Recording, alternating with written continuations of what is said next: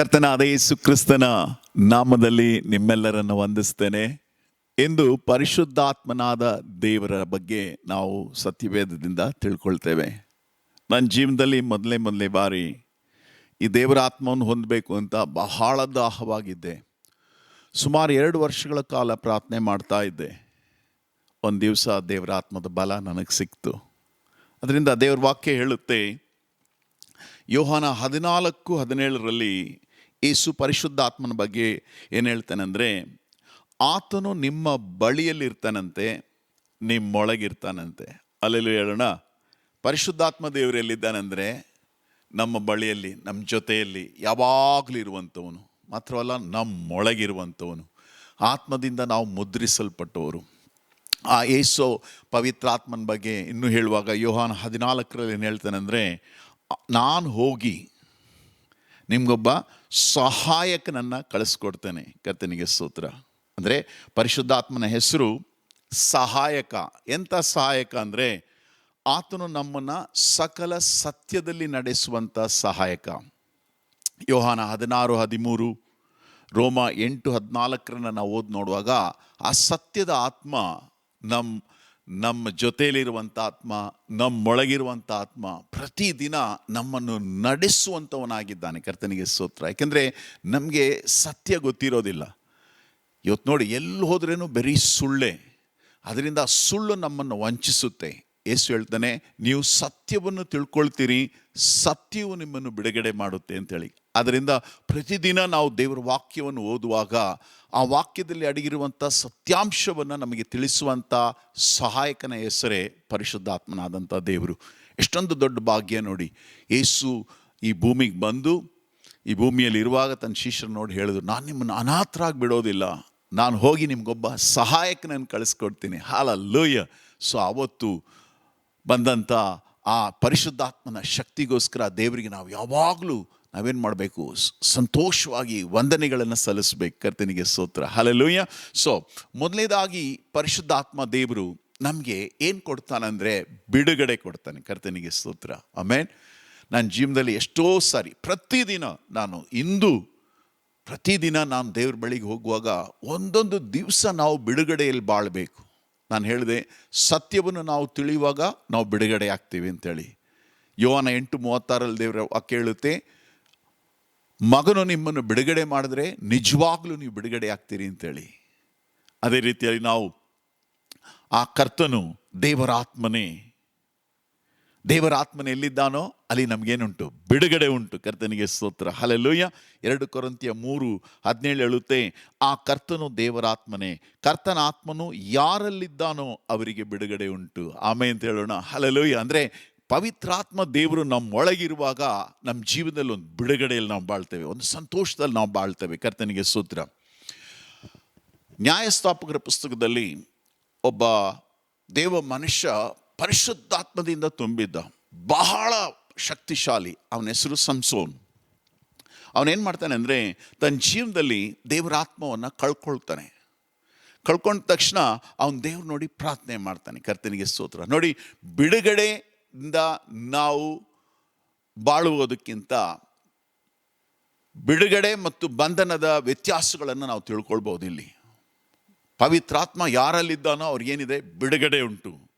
ಅದರಿಂದ ನಾವು ಬಿಡುಗಡೆಯಿಂದ ದೇವ್ರು ನಮ್ಮನ್ನು ಯಾತಕ್ಕೆ ಆರಿಸ್ಕೊಂಡಿದ್ದಾನೋ, ದೇವ್ರು ಯಾತಕ್ಕೆ ನಮ್ಮನ್ನು ಕರೆದಿದ್ದಾನೋ, ಆ ಕರೆಯನ್ನು ನಾವು ಮಾಡುವಂಥ ಒಂದು ಬಲ ಖಂಡಿತವಾಗಿ ದೇವ್ರು ನಮಗೆ ಕೊಟ್ಟಿರ್ತಾನೆ. ಕರ್ತನಿಗೆ ಸ್ತೋತ್ರ. ಅದರಿಂದ ಈ ಸಿಂಸನ್ ಏನು ಮಾಡ್ತಾನೆ ಅಂದರೆ, ಆ ಬಲವನ್ನು ಬಲವನ್ನು ಕಳ್ಕೊಳ್ಳುವಾಗ ದೇವ್ರು ನೋಡಿ ಪ್ರಾರ್ಥಿಸ್ತಾನೆ. ನ್ಯಾಯಸ್ಥಾಪಕರು 16ನೇ ಅಧ್ಯಾಯದಲ್ಲಿ 28ನೇ ವಾಕ್ಯ ಹೇಳುತ್ತೆ, ಆಗ ಸಂಸೋನನು ಯೆಹೋವನಿಗೆ, ಕರ್ತನೇ ಯೆಹೋವನೇ, ಫಿಲಿಷ್ಟಿಯರು ಕಿತ್ತು ಹಾಕಿದ 2 ಕಣ್ಣುಗಳಲ್ಲಿ ಒಂದಕ್ಕೋಸ್ಕರವಾದರೂ ನಾನು ಅವರಿಗೆ ಮುಯ್ ತೀರಿಸುವ ಹಾಗೆ ನನ್ನನ್ನು ಈ ಸಾರಿ ಬಲಪಡಿಸು ಎಂದು ಮೊರೆಯಿಟ್ಟನು. ಕರ್ತನಿಗೆ ಸ್ತೋತ್ರ. ಹಲ್ಲೆಲೂಯಾ.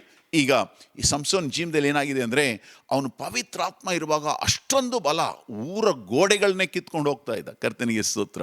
300 ನರಿಗಳನ್ನು ಹಿಡಿತಾ ಇದ್ದ, ಸಿಂಹದ ಬಾಯಿ ಸೀಳ್ತಾ ಇದ್ದ, ಅಷ್ಟೊಂದು ಬಲ ತುಂಬಿದವನಾಗಿದ್ದ.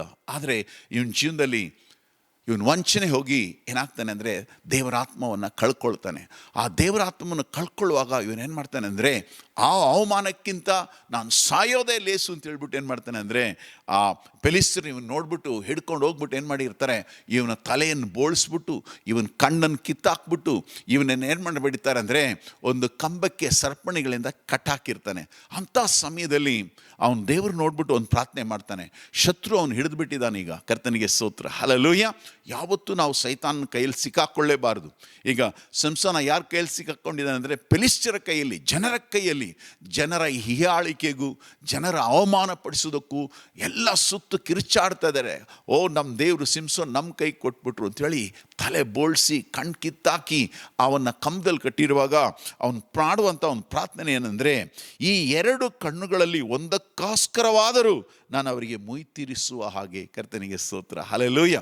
ಸೊ ಆ ರೀತಿ ಅವನು ಪ್ರಾರ್ಥನೆ ಮಾಡುವಾಗ ಅಲ್ಲಿ ಏನು ನಡೀತದೆ ಅಂದರೆ ಏನಾಗುತ್ತೆ, ಮೊರೆ ಇಟ್ಟು ಮನೆಯ ಆಧಾರ ಸ್ತಂಭಗಳಲ್ಲಿ ಒಂದನ್ನು ಬಲಗೈಯಿಂದಲೂ ಇನ್ನೊಂದು ಎಡಗೈಯಿಂದಲೂ ಹಿಡಿದು ಅವುಗಳನ್ನು ಒತ್ತಿ ನಾನು ಫಿಲಿಷ್ಟಿಯರ ಸಂಗಡ ಸಾಯುವೆನು ಎಂದು ಹೇಳಿ ಬಲವಾಗಿ ಬಾಗಿಕೊಳ್ಳಲು ಮನೆಯು ಅಧಿಪತಿಗಳ ಮೇಲೆಯೂ ಅಲ್ಲಿ ಬಂದಿದ್ದ ಎಲ್ಲ ಜನರ ಮೇಲೆ ಬಿದ್ದಿತು.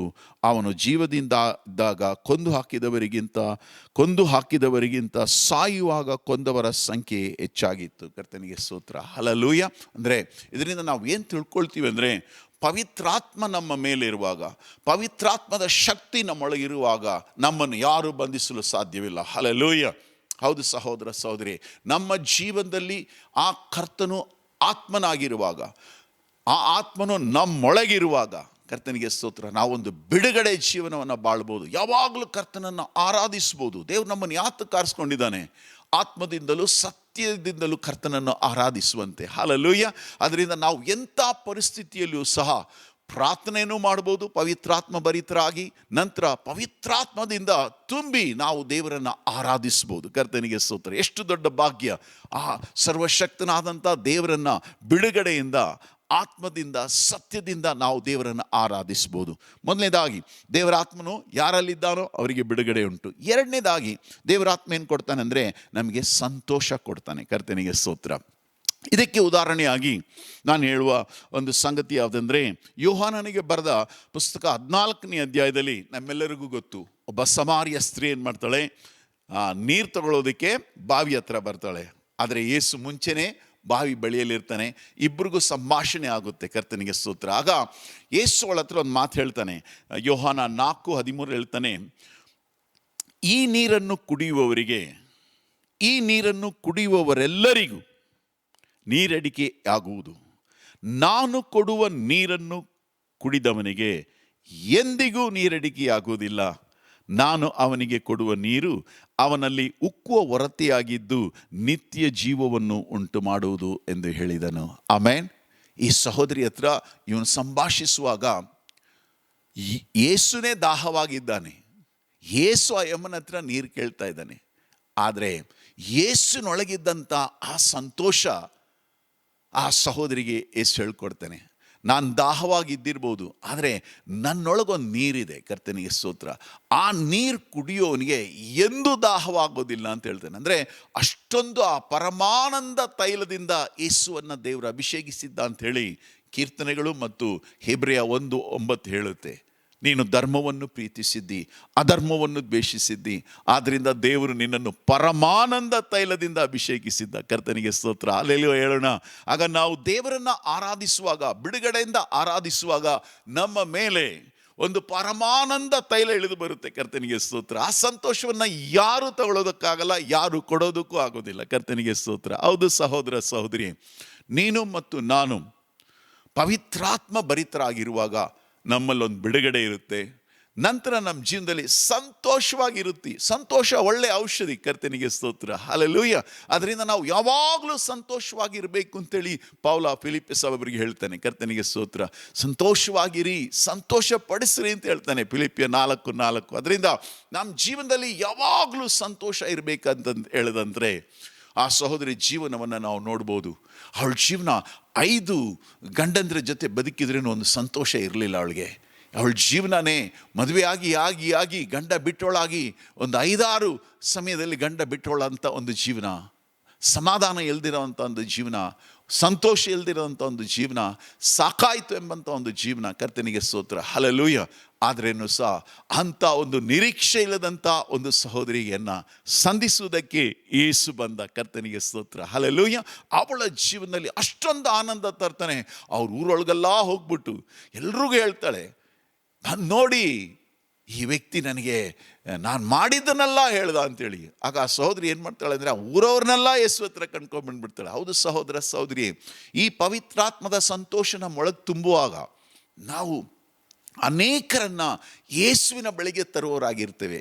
ಇವತ್ತು ದೇವ್ರು ನೋಡಿ ಕೇಳು, ದೇವರೇ ಆ ಸಂತೋಷ ಬೇಕು. ಕರ್ತನಿಗೆ ಸ್ತೋತ್ರ. ಯೇಸು ಹೇಳ್ದ, ದೇವ್ರ ರಾಜ್ಯವನ್ನು, ಅದು ನೀತಿಯನ್ನು ಹುಡುಕಿ, ಆಗ ಎಲ್ಲ ನಿಮ್ಗೆ ಸೇರಿಸಲ್ಪಡುತ್ತೆ. ದೇವ್ರ ರಾಜ್ಯ ಏನು? ತಿನ್ನೋದು ಕುಡಿಯೋದು ದೇವ್ರ ರಾಜ್ಯ ಅಲ್ಲ.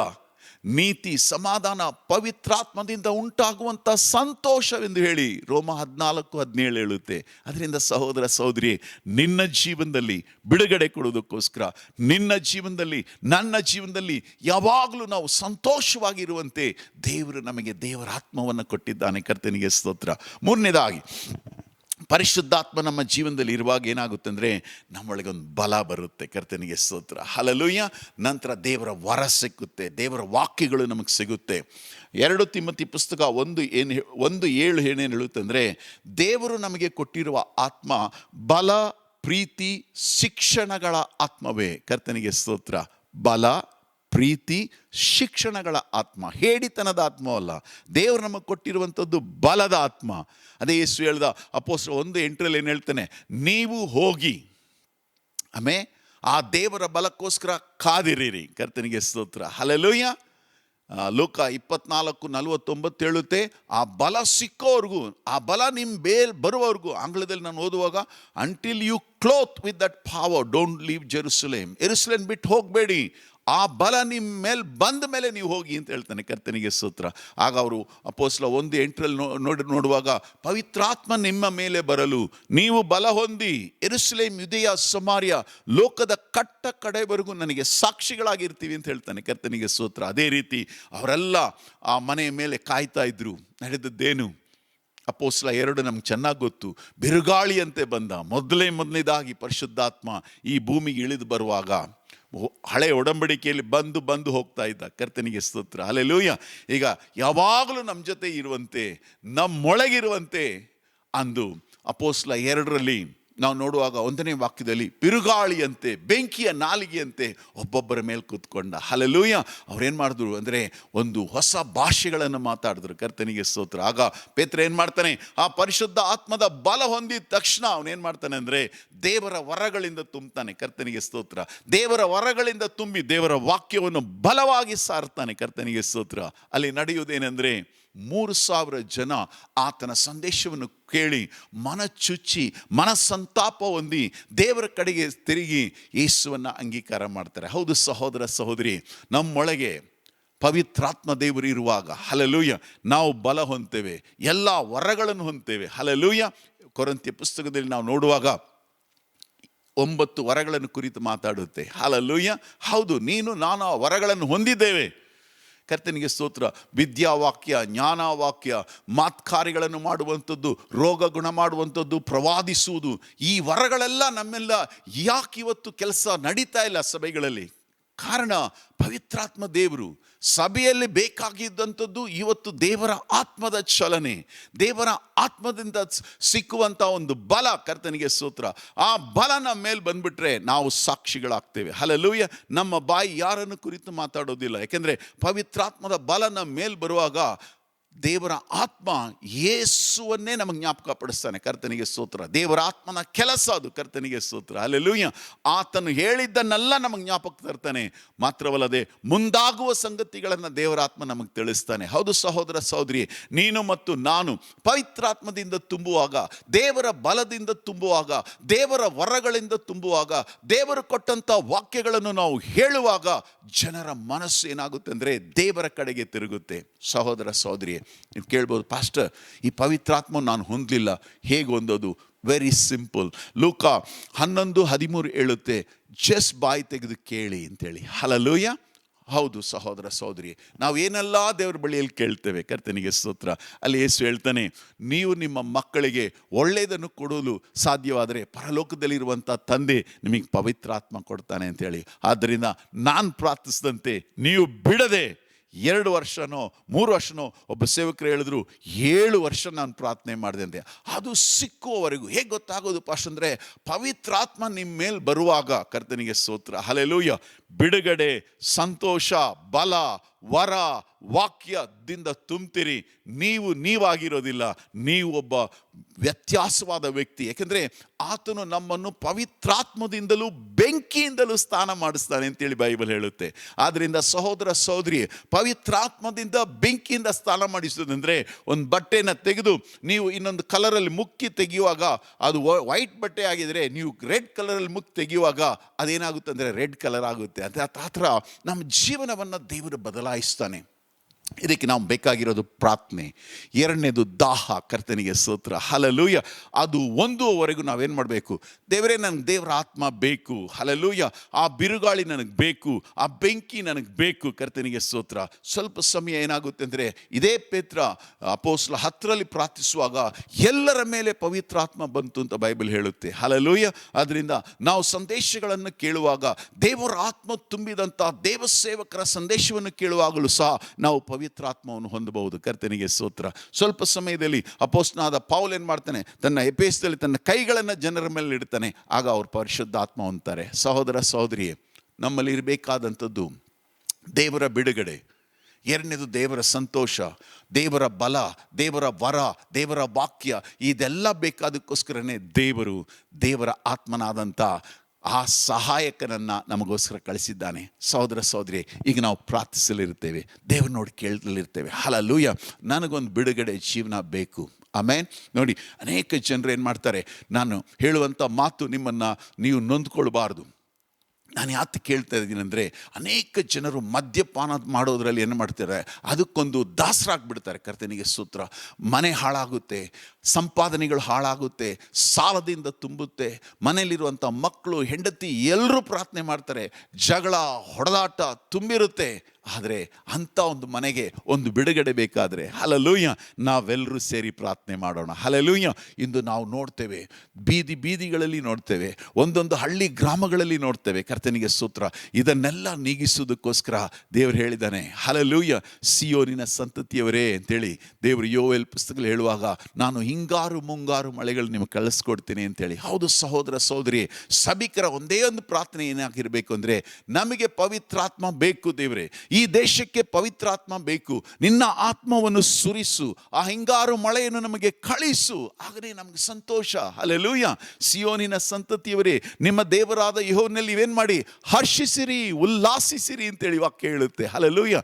ಅದರಿಂದ ನಾವು ಹರ್ಷಿಸುವಂತೆ, ಉಲ್ಲಾಸಿಸುವಂತೆ, ಕರ್ತನ ನೋಡಿ, ಕರ್ತನೇ, ನಾನು ದಾಹವಾಗಿದ್ದೇನಪ್ಪ, ನನ್ನ ಮೇಲೆ ಸುರಿಸಿದಂಥ ಆತ್ಮವನ್ನು ನನ್ನ ಕುಟುಂಬದ ಮೇಲೆ ಸುರಿಸು, ನನ್ನ ಮೇಲೆ ಸುರಿಸಿದಂಥ ಆತ್ಮವನ್ನು ನನ್ನ ಸಭೆಯ ಮೇಲೆ ಸುರಿಸು, ನನ್ನ ಸಭೆಯ ಮೇಲೆ ಸುರಿಸಿದಂಥ ಆತ್ಮವನ್ನು ನನ್ನ ಪಟ್ಟಣದ ಮೇಲೆ, ನನ್ನ ಹಳ್ಳಿ ಮೇಲೆ, ನನ್ನ ಗ್ರಾಮದ ಮೇಲೆ, ನನ್ನ ದೇಶದ ಮೇಲೆ ಸುರಿಸು ಅಂತೇಳಿ ನಾವು ಪ್ರಾರ್ಥಿಸುತ್ತಾ ಇರುವಾಗ ಖಂಡಿತ ದೇವರ ಆತ್ಮ ಆ ಜಾಗದಲ್ಲಿ ಬದಲಾವಣೆಗಳನ್ನು ತರ್ತಾನೆ, ಕರ್ತನಿಗೆ ಸ್ತೋತ್ರ. ಆಮೇಲೆ ದೇವರ ವಾಕ್ಯ ಹೇಳುತ್ತೆ, ಬಲದಿಂದಲ್ಲ, ಪರಾಕ್ರಮದಿಂದಲ್ಲ, ನನ್ನ ಆತ್ಮನಿಂದಲೇ ಎಂಬುದು ಯೆಹೋವನ ನುಡಿ. ಹೌದು ಸಹೋದರ ಸಹೋದರಿ, ದೇವರ ಆತ್ಮದ ಆ ಒಂದು ಬಲ ಬರುವಾಗ ನಾವು ವ್ಯತ್ಯಾಸಗಳನ್ನು ಕಾಣ್ತೇವೆ. ಕಣ್ಗಳನ್ನು ಮುಚ್ಚಿ ಕರ್ತನ ನೋಡಿ ಪ್ರಾರ್ಥಿಸೋಣ. ಮೊದಲನೇದಾಗಿ ಎಲ್ಲ ಕಾಯಿಲೆಗಳಿಗೋಸ್ಕರ ಪ್ರಾರ್ಥಿಸೋಣ. ಯೇಸುವಿನೊಳಗೆ ದೇವರ ಆತ್ಮ ಇದ್ದದ್ರಿಂದ, ಆ ಸತ್ಯದ ಆತ್ಮ ತುಂಬಿದಾಗಿ, ಪರಿಶುದ್ಧಾತ್ಮ ಭರಿತನಾಗಿ ಯೇಸು ಬೀದಿಗಳಲ್ಲಿ ನಡೆಯುವಾಗ ಆ ಆತ್ಮದ ಶಕ್ತಿಗಳಿಂದ ದೆವ್ವಗಳನ್ನು ಓಡಿಸಿದ. ಹಲ್ಲೆಲೂಯಾ.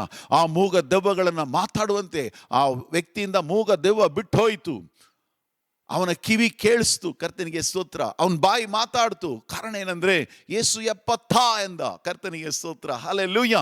ಆ ಪವಿತ್ರಾತ್ಮ ಭರಿತರಾಗಿ ಒಂದು ಮಾತು ಹೇಳುವಾಗ ಮೂಗರು, ಕಿವಿಡ್ರು, ಕುಂಟ್ರು, ಎಷ್ಟೋ ಅದ್ಭುತಗಳನ್ನು ಯೇಸು ಮಾಡ್ದ. ಹೌದು ಸಹೋದರ ಸಹೋದರಿ, ರೋಗಿಗಳಿಗೋಸ್ಕರ ನಾವು ಪ್ರಾರ್ಥಿಸಬೇಕು ದೇವರೇ, ಬಂಧನದಲ್ಲಿರೋರಿಗೋಸ್ಕರ ನಾವು ಪ್ರಾರ್ಥಿಸಬೇಕು ದೇವರೇ, ನಮಗೆ ನಿನ್ನ ಆತ್ಮದ ಬಲವನ್ನು ಕೊಡು.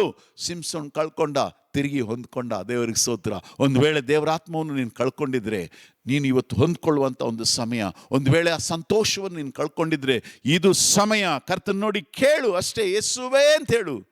ಮನಸ್ಸಂತಾಪ ಹೊಂದಿ ದೇವರ ಕಡೆಗೆ ತಿರುಗ್ಬಿಟ್ಟು, ಅಪ್ಪ ಇದು ಒಂದು ಸಾರಿ ನನ್ನನ್ನು ಬಲಪಡಿಸು ಅಂತ ಕೇಳು. ಖಂಡಿತ ಇವತ್ತು ನಿನ್ನ ಜೀವನ ಬದಲಾವಣೆ ಆಗುತ್ತೆ. ಕರ್ತನ ನೋಡಿ ಪ್ರಾರ್ಥಿಸೋಣ. ತಂದೆಯಾದ ದೇವರೇ, ಯೇಸುವಿನ ನಾಮದಲ್ಲಿ ಕರ್ತನೆ, ಬೇಡುವ ಎಲ್ಲರಿಗೂ ಕೊಡುವಂಥವನು ಸ್ವಾಮಿ. ನಿನ್ನ ಆತ್ಮ ಒಬ್ಬೊಬ್ಬರ ಮೇಲೆ ಈಗ ಇಳಿಯಬೇಕಾಗಿ ಪ್ರಾರ್ಥಿಸ್ತೇನೆ. ಆ ಕರ್ತನು ಆತ್ಮನಾಗಿದ್ದಾನೆ. ದೇವರಾತ್ಮನು ಎಲ್ಲಿದ್ದಾನೋ ಅಲ್ಲಿ ಬಿಡುಗಡೆ ಉಂಟು. ಕರ್ತನೆ ಕರುಣಿಸಪ್ಪ. ಅಭ್ಯಾಸಗಳಿಂದ ಕರ್ತನೆ ಬಂಧಿಸಲ್ಪಟ್ಟವರನ್ನು ಬಿಡುಗಡೆ ಮಾಡು ಸ್ವಾಮಿ. ಆಸೆಗಳಿಂದ ಬಂಧಿಸಲ್ಪಟ್ಟವರನ್ನು ಬಿಡುಗಡೆ ಮಾಡು ಸ್ವಾಮಿ. ರೋಗ ಕಾಯಿಲೆ ನೋವುಗಳಲ್ಲಿ ಇರುವಂಥವರನ್ನು ಬಿಡುಗಡೆ ಮಾಡು. ಶ್ರಮ ಸಂಕಟಗಳಲ್ಲಿ ಇರುವಂಥವರನ್ನು ಬಿಡುಗಡೆ ಮಾಡು ಸ್ವಾಮಿ. ನಿನ್ನ ದಯೆ ಇಳಿಯಲಿ ಸ್ವಾಮಿ. ವಂದನೆಗಳು. ನಿನ್ನ ಆತ್ಮನಿಂದಲೇ. ಹೌದು ಕರ್ತನೆ, ಪರಾಕ್ರಮದಿಂದಲ್ಲ, ಬಲದಿಂದಲ್ಲ, ನನ್ನ ಆತ್ಮನಿಂದಲೇ ಎಂಬುದು ಯೆಹೋವನ ನುಡಿ. ನಿನ್ನ ಆತ್ಮನಿಂದನ್ನೆಲ್ಲ ಮಾಡುತ್ತಾ ಇರೋದಕ್ಕೋಸ್ಕರ ನಿನಗೆ ಸ್ತೋತ್ರ. ಕರ್ತನೆ, ಪವಿತ್ರಾತ್ಮ ಭರಿತರಾಗಿ ಯಾವಾಗಲೂ ಪ್ರಾರ್ಥಿಸುವಂಥ ಆ ಕೃಪೆಯ ಆತ್ಮ ಒಬ್ಬೊಬ್ಬರ ಮೇಲೆ ಇಳಿಯಲಿ. ಕುಟುಂಬಗಳಿಗೂ ಕರ್ತನೆ, ಸಭೆಗಳಿಗೂ, ದೇಶಗಳಿಗೂ ಕರ್ತನೆ, ನಿನ್ನ ಆತ್ಮಕ್ಕೋಸ್ಕರ ಬೇಡುವಂಥ ಒಬ್ಬೊಬ್ಬರನ್ನು ನೀನು ಎಬ್ಬಿಸಬೇಕಾಗಿ ಪ್ರಾರ್ಥಿಸ್ತೇನೆ. ನೀನು ಮಾಡಿದಕ್ಕಾಗಿ ನಿನಗೆ ವಂದನೆಗಳು. ಯೇಸು ಕ್ರಿಸ್ತನ ಮಧುರ ನಾಮದಲ್ಲಿ ಕೇಳಿ ಹೊಂದಿದ್ದೇವೆ ತಂದೆಯೇ. ಆಮೇನ್. God bless you all.